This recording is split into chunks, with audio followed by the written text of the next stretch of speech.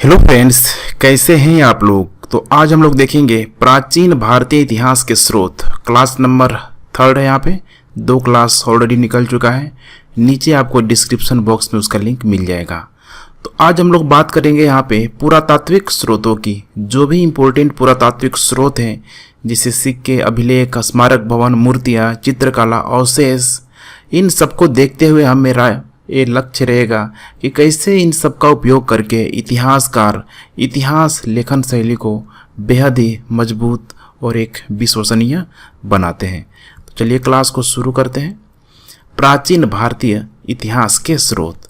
तो देखिए, जब भी यहाँ पे बात की जाती है एक इतिहासकार की, तो बिल्कुल एक जो हिस्टोरियोग्राफी होता है एक साइंटिस्ट की तरह होता है। ठीक है, क्योंकि वो सारी उपलब्ध सामग्रियों की समीक्षा करके अतीत का, अर्थात जो भी हमारा पास्ट बीत चुका है, उसका सही चित्रण करने का प्रयास करता है। उसके लिए चाहे वो साहित्यिक स्रोत हो गया, इसके अलावा पुरातात्विक स्रोत, विदेशी स्रोत, इन सारे स्रोतों का वर्णन बहुत शानदार तरीके से करता है। और प्राचीन भारतीय इतिहास के अध्ययन के लिए पूर्णतः शुद्ध ऐतिहासिक सामग्री अगर देखा जाए विदेशों में, तो विदेशों के कंपैरिजन में भारत में ऐसी स्थिति मौजूद नहीं है। विदेशों की अपेक्षा भारत में जो रिसोर्स है अल्प मात्रा में उपलब्ध है। और तो और भारत में यूनान के हेरोडोटस या रोम के लिवी जैसे इतिहासकार नहीं हुए हैं। अतः कुछ विद्वानों का यह मानसिक धारणा बन गई थी कि भारतीयों को इतिहास की समीक्षा ही नहीं आती है। लेकिन ऐसी धारणा बनाना भारी भूल होगी। वस्तुतः प्राचीन भारतीय इतिहास की संकल्पना में जो भी यहाँ पे मॉडर्न इतिहासकार हैं, इनकी संकल्पना से पूर्णतः अलग थी। वर्तमान इतिहासकार अगर देखा जाए तो ऐतिहासिक घटनाओं में कारण कार्य संबंध स्थापित करने का प्रयास करते हैं। लेकिन जो भी प्राचीन इतिहासकार थे, यह केवल उन घटनाओं या तथ्यों का वर्णन करते थे जिनमें आम जनमानस को कुछ सीखने को यहाँ पे मिल सके। तो उम्मीद है कि आप लोगों को एक रिसोर्स के दृष्टिकोण से इतना समझ में आ गया होगा कि भारत में ऐसा नहीं है। भारत में भी हिस्ट्री को बहुत अच्छे ढंग से रिप्रेजेंट किया गया है। अब यहाँ पे स्रोतों की बात करने से पहले यहाँ पे थोड़ा सा हम लोग नज़र डाल लेते हैं पुरातात्विक स्रोतों पे। अब देखिए, जब भी पुरातात्विक स्रोतों की अगर बात किए जाए तो इसको ठीक है लाना करना इतना आसान नहीं होता है, क्योंकि जो भी पुरातात्विक स्रोत हैं, चाहे अभिलेख हो गया, स्मारक भवन हो गया, चाहे मिट्टी के बर्तन हो गए, सब दबे रहते हैं। और अब इसको अगर निकालना है तो हमें उत्खनन करवाना पड़ेगा। उत्खनन देख सकते हैं, एक्सकैवेशन आर्कियोलॉजिस्ट के द्वारा। ठीक है, ऐसे ही जगहों से जब बहुत सारी कोई कीमती चीज़ें मिल जाती है या फिर जो दुर्लभ चीज़ें मिल जाती है, वैसे चीज़ों को निकाल के यहाँ से म्यूजियम में रख दिया जाता है। लेकिन ये जो उत्खनन है, जैसे कि मैं बात कर रहा था, इतना आसान नहीं होता है। उत्खनन 2 तरीके से देखिए कराया जाता है। एक होता है हॉरिजॉन्टल, एक होता है वर्टिकल। अब हॉरिजॉन्टल और वर्टिकल 2 प्रकार के जो भी ये उत्खनन करवाए जाते हैं, इन दोनों को करना आसान नहीं होता है। खासकर हॉरिजॉन्टल को तो और डिफ़िकल्ट होता है, बहुत बड़े एरिया को कवर करना पड़ता है। और वर्टिकल में जिससे कि कुछ सिलेक्टेड जगहों को गहराई तक खोदना पड़ता है। और अब आप लोग लग रहा होगा कि खुदाई ही जब करना है तो बड़े बड़े मशीनों के माध्यम से हम कर सकते हैं। बिल्कुल ही आप ऐसा नहीं कर सकते हैं, क्योंकि बड़े बड़े मशीनों के माध्यम से जब भी आप खुदाई करने का प्रयास करेंगे तो कोई वस्तु अगर नीचे अपने मूल रूप में क्या पता अगर मौजूद है तो शायद वो ठीक है टूट सकती है बड़े बड़े मशीनों से। इसीलिए उसकी खुदाई बिल्कुल छोटे छोटे खुरपा, छोटे छोटे जो लोहे के हथियार होते हैं उनके माध्यम से खुदाई होता है। देखिए, जैसे कि आप इमेज में देख पा रहे हैं, इस छोटे से जगहों को खोदने में काफ़ी लंबा समय उनका समय लग जाता है। ऊपर बिल्कुल आप देख सकते हैं, ठीक है, इस जगह को संरक्षित कर लिया गया है। इसीलिए यहाँ पे कहा जा रहा है कि उत्खनन के प्रयोग में बहुत सी विशिष्ट तकनीकें उपलब्ध हैं तथा इनमें से प्रत्येक खुदाई के अपने गुण हैं तथा इनसे पुरातत्वविधि का यहाँ पे शैली का पता भी चलता है। संसाधनों और अन्य व्यवहारिक मुद्दों के कारण पुरातत्व अपनी इच्छानुसार जब चाहे जहाँ चाहे उत्खनन नहीं कर पाते हैं, क्योंकि उत्खनन करने के लिए आपको गवर्नमेंट से परमिशन लेना पड़ेगा और इसमें जो धनराशि खर्च होती है वो बहुत अधिक होती है, जो कि पुरातत्वविद जो हो गए अपने घर से नहीं लगा सकते हैं। तो काफ़ी एक जटिल प्रक्रिया है। इसका उद्देश्य यही होता है कि आने वाली पीढ़ियों के लिए सुरक्षित रखने के साथ साथ इनके द्वारा आसपास रहने वाले समुदायों के लिए इनकी भूमिका भी पूरी तरीके से मौजूद होती है। अब यहीं से उत्खनन जो भी मिल रहा है, जैसे कि मैंने चर्चा किया, सिक्के, अभिलेख, स्मारक भवन, उन्हीं सारी चीज़ों को ध्यान में रखते हुए पूरी की पूरी इतिहास लेखन शैली यहाँ पे की गई है। लेकिन गुप्त काल के बाद से देखेंगे तो गुप्त काल के बाद से धीरे धीरे हर्षवर्धन के समय से रिसोर्स मिलने लगते हैं, तो थोड़ा सिक्कों वगैरह की भूमिका वहाँ पे कम हो जाती है। अब यहाँ पे चलिए एक एक करके हम लोग बात करते हैं। सबसे पहले सिक्कों की। पुरातात्विक देखिए साक्ष्यों में सिक्कों का बहुत ही विशेष स्थान है और इसको जो भी स्टडी करता है, आप लोगों को कुछ शब्दावलियाँ याद होनी चाहिए। सिक्कों की जो स्टडी करता है उसको बोलते हैं हम लोग मुद्रा शास्त्र। मुद्रा शास्त्र, ठीक है। इसको न्यूमेस्मेटिक इसको बोला जाता है। कहा जा रहा है कि इसमें वस्तुतः आजकल की तरह प्राचीन भारत में कागजी मुद्रा का उसमें प्रचलन नहीं था, परंतु उस समय अधिकतर मात्रा में धातु मुद्रा का जबरदस्त तरीके से संचालित होता था। हड़प्पा काल में धातु मुद्रा की जगह अगर देखेंगे तो हड़प्पा काल में धातु मुद्रा नहीं दिखाई देगा आपको। वहाँ पे आपको मुहर के साथ साथ जो मनके होते हैं वो हड़प्पा काल में बेहतरीन दिखाई देते हैं, जिससे व्यापार प्रणाली संचालित होती थी। वस्तुतः तांबे, चांदी, सोने और शीशे के सिक्के के सांचे बड़ी संख्या मिले हैं। इनमें से अधिकांश सांचे कुषाण काल के प्राप्त हुए हैं और गुप्तोत्तर काल में ये सांचे लगभग लुप्त हो चुके हैं। इससे हम लोग अनुमान लगा सकते हैं कि उस समय तक बहुत सारे कारणों की वजह से इसका प्रयोग नहीं किया जाता होगा। उसी तरीके से प्राचीन भारत में जो आधुनिक बैंकिंग प्रणाली, जैसे कि वर्तमान में आप देखते हैं बैंकिंग सिस्टम प्रचलित नहीं थी, इसीलिए लोग अपने धन अर्थात सिक्के मिट्टी और कांसे के बर्तनों में रखकर जमीन के अंदर ऐसी जगह रख देते थे जहां पर वे सुरक्षित रह सकें एवं इनका उपयोग आर्थिक संकट या विपत्ति के समय करते थे। प्राचीनतम सिक्कों पर अनेक चिन्ह उत्कीर्ण मिले हैं, जैसे कि आप यहाँ पे देख रहे हैं। बहुत सारे अलग अलग सिंबॉलिक हैं, अलग अलग राजवंशों के द्वारा अलग अलग सिक्कों को चलाया गया था। उन पर किसी प्रकार के देखेंगे तो शुरुआती में जो सिक्का चलाया गया उस पर लेख नहीं है और वैसे सिक्कों को बोला गया आहत सिक्का। आहत सिक्का सिर्फ गोल, ठीक है, इसमें कुछ भी उत्कीर्ण नहीं है, वैसे सिक्कों को आहत सिक्का कहा गया। इन पर जो चिन्ह उत्कीर्ण है वे पूर्णतः स्पष्ट नहीं है। इन सिक्कों को राजाओं के अतिरिक्त विशेष सहायता नहीं मिली, लेकिन जब उत्तर पश्चिम भारत पर जब बैक्टीरिया की तरफ से आएंगे हिंद यूनानी शासकों ने भारत पर धीरे धीरे अधिकार कर लिया, तो अब इनके द्वारा क्या किया जाने लगा, विदेशियों के द्वारा, तो जो भी लेख वाले सिक्के, उत्कीर्ण वाले सिक्के चलाए जाने लगे। अधिकतर शासक इन सिक्कों पर अपनी आकृति उत्कीर्ण करवाते थे। अतः ये सिक्के प्राचीन भारत का राजनीतिक इतिहास लिखने में बहुत उपयोगी साबित हुए। जैसे कि यूनान और रोम के इतिहासकारों ने हिंद यूनानी शासकों का उल्लेख किया है, किंतु इनके सिक्कों के आधार पर इनके राज्यकाल का पूरा इतिहास लिखना संभव न हो सका।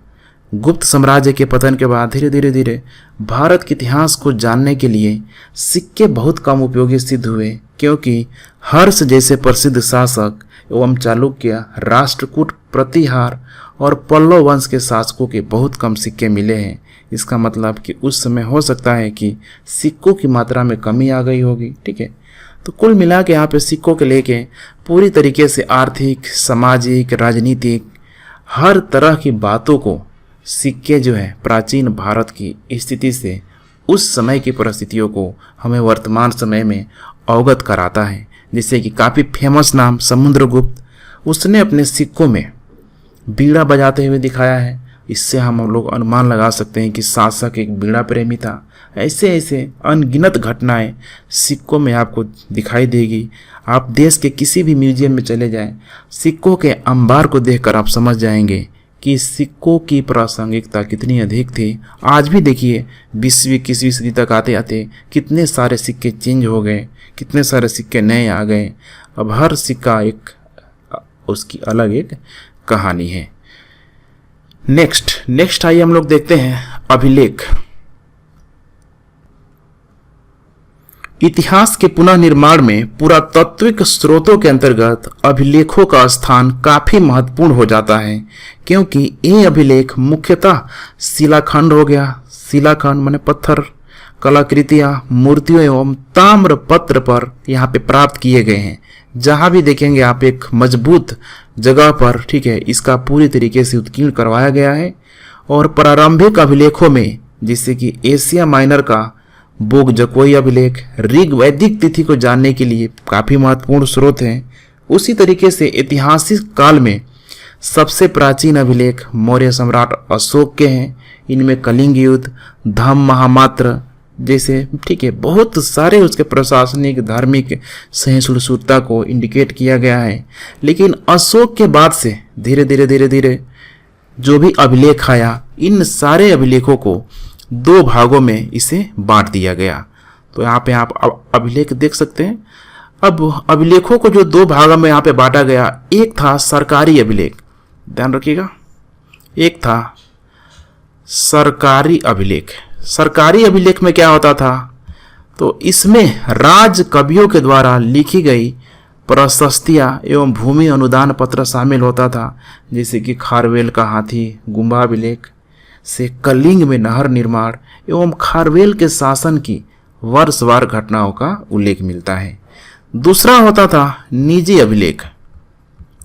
इसमें क्या था, तो निजी अभिलेख के अंतर्गत बहुधा मंदिरों एवं मूर्तियों पर उत्कीर्ण करवाया गया। इनमें मंदिरों के निर्माण एवं मूर्तियों के प्रतिस्थापन के समय का तथा विभिन्न भाषाओं के विकास का पता चलता है। जिससे कि उदाहरण के लिए प्रारंभिक गुप्तकालीन निजी अभिलेख प्राकृत भाषा में है तथा बाद में वे अभिलेख संस्कृत में भी उपलब्ध हैं।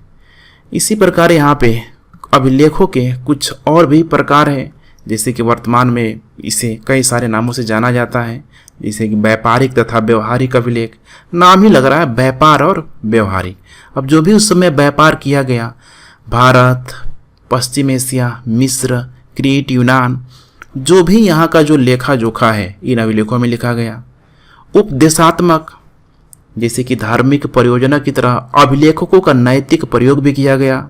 जैसे कि अशोक ने धम्म को अपने सफल बनाने के लिए उपदेशात्मक अभिलेखों का बहुतायत मात्रा में भारत के अलग अलग दिशाओं में जहाँ जो भाषा प्रचलित थी, जैसे कि खरोष्टी, प्राकृत, पाली, उन क्षेत्रों पे, ठीक है, अलग अलग भाषाओं में उत्कीर्ण करवाया। दान संबंधी अभिलेख, किसने क्या दान दिया। प्राचीन धार्मिक और नैतिक जीवन में जो भी दान का बहुत ऊंचा स्थान था, वे लोग बढ़ चढ़ के अपने नाम का उत्कीर्ण करवाते थे ताकि आने वाली पीढ़ी उन नामों को पढ़ सके। उसके बाद यहाँ पे आप यहाँ पे देख सकते हैं व्यापारिक, ठीक है, ये थोड़ा रिपीट हो गया है, इसे आप ध्यान रखिएगा। अब यहाँ पे कुछ इम्पोर्टेंट अभिलेख हैं, जैसा कि आप देख पा रहे हैं, हाथी गुम्बा अभिलेख, खारवेल, इसे आप देख लीजिएगा, ठीक है। पीटे के दृष्टिकोण से काफ़ी इंपॉर्टेंट है, प्रीलिम्स वगैरह में काफ़ी ये सब डायरेक्ट पूछ लिया जाता है। उसके शासनकाल की घटनाओं का क्रमबद्ध विवरण है। जूनागढ़ अभिलेख में, जैसे कि यहाँ पे रुद्रदमन, इसके विजय एवं व्यक्तियों का विवरण है। नासिक अभिलेख में गौतमी बलश्री के बारे में दिया गया है। सातवाहन कालीन घटनाओं का विवरण। प्रयाग स्तंभ लग समुद्रगुप्त के समय उसकी विजय एवं नीतियों का वर्णन। देखिएगा, समुद्रगुप्त जिसे भारत का नेपोलियन बोला गया। ग्वालियर अभिलेख भोज प्रतिहारों के द्वारा गुर्जर प्रतिहार शासकों के विषय में जानकारी देता है। मंदसौर अभिलेख मालवा नरेश यशोवर्मन के नेतृत्व में उसके सैनिक उपलब्धियों का वर्णन है। एहोल अभिलेख पुलकेशिन द्वितीय के समय का हर्ष एवं पुलकेशिन सेकेंड के युद्ध का विवरण दिया गया है, जो अपने साम्राज्य विस्तार को लेके ये सब चीज कराया गया था। अब यहाँ पे कुछ हम लोग अभिलेखों का महत्व को हम लोग जानने का प्रयास करते हैं। तो देखिए इतना सारा चीज़ देखने के बाद हम देख सकते हैं कि तिथि होने से काल निर्धारण की समस्या नहीं हुई। डेट को लेके अभिलेखों में साफ साफ यहाँ पे दिया गया है।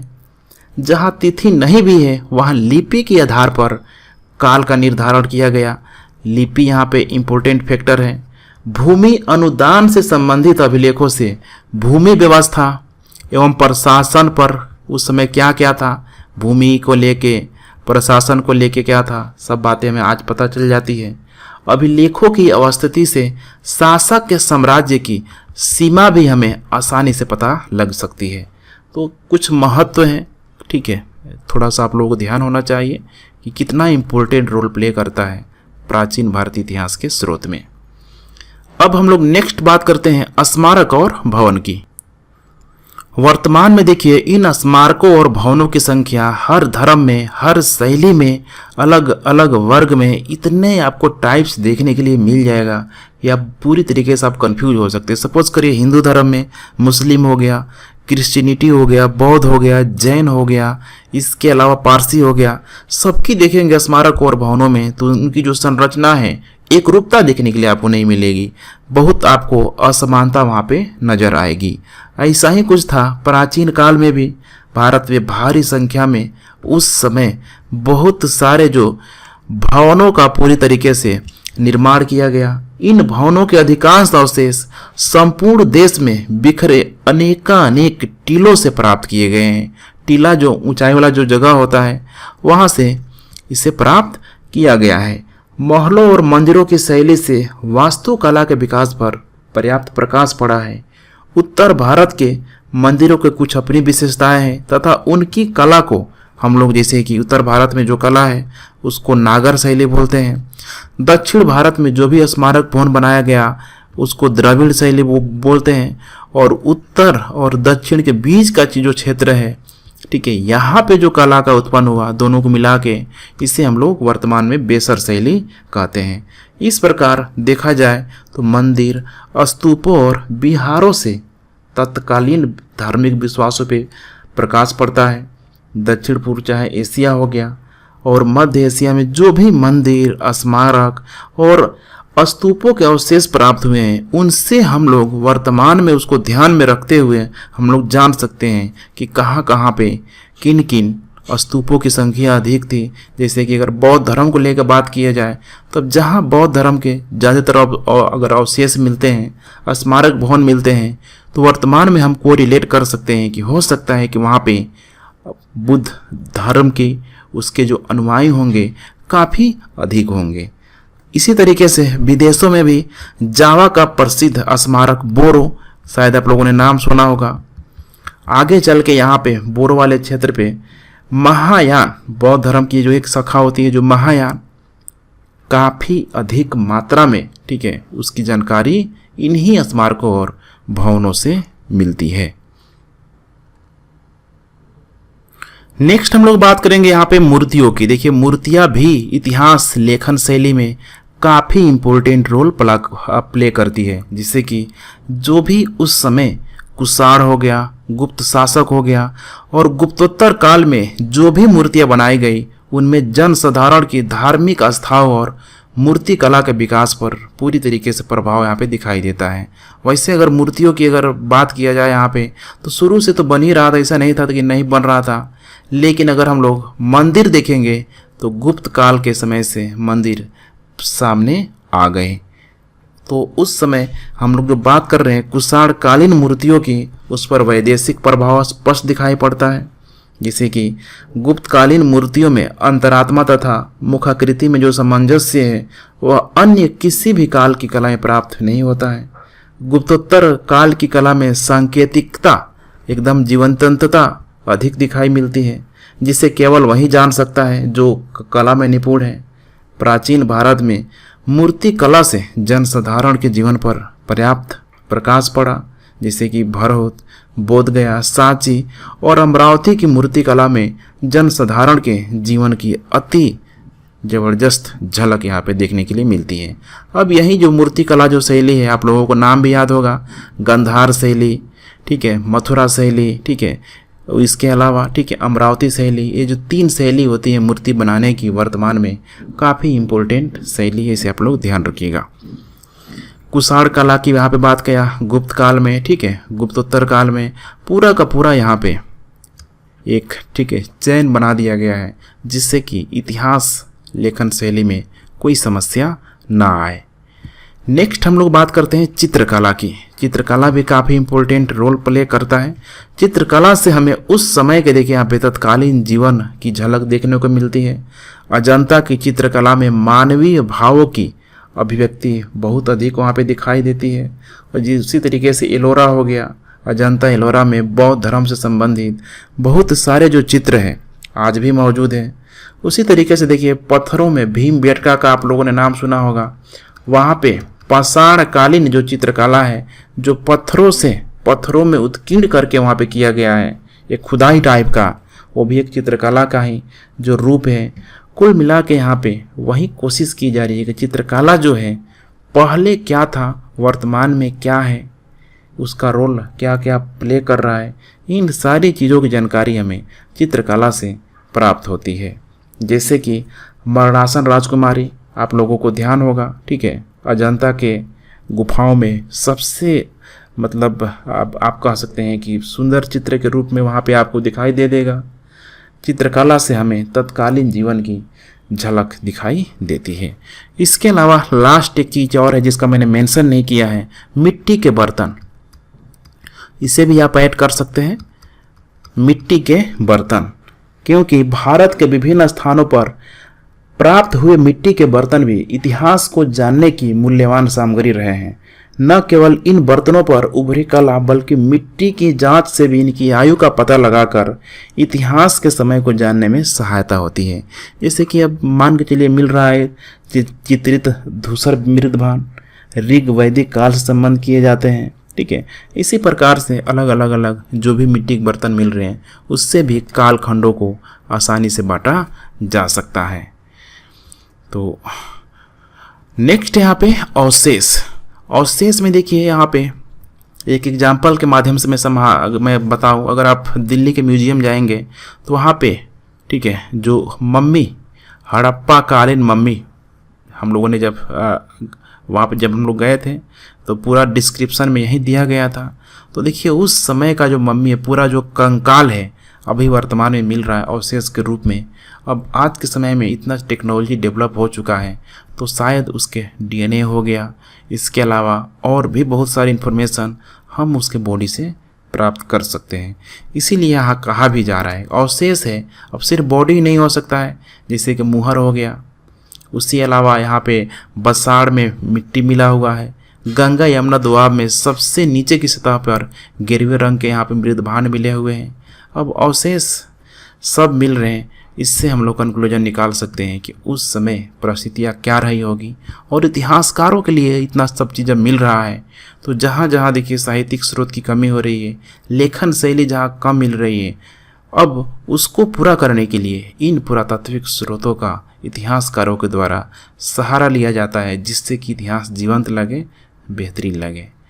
तो ठीक है फ्रेंड्स, उम्मीद है अब पुरातात्विक स्रोतों से संबंधित कोई प्रश्न आपके मन में खड़ा नहीं होगा, ठीक है। कोई भी क्यूरी हो तो आप नीचे कमेंट कर सकते हैं। लेक्चर पसंद आ रहा है तो प्लीज़ शेयर करते रहे and thanks for watching. God bless you.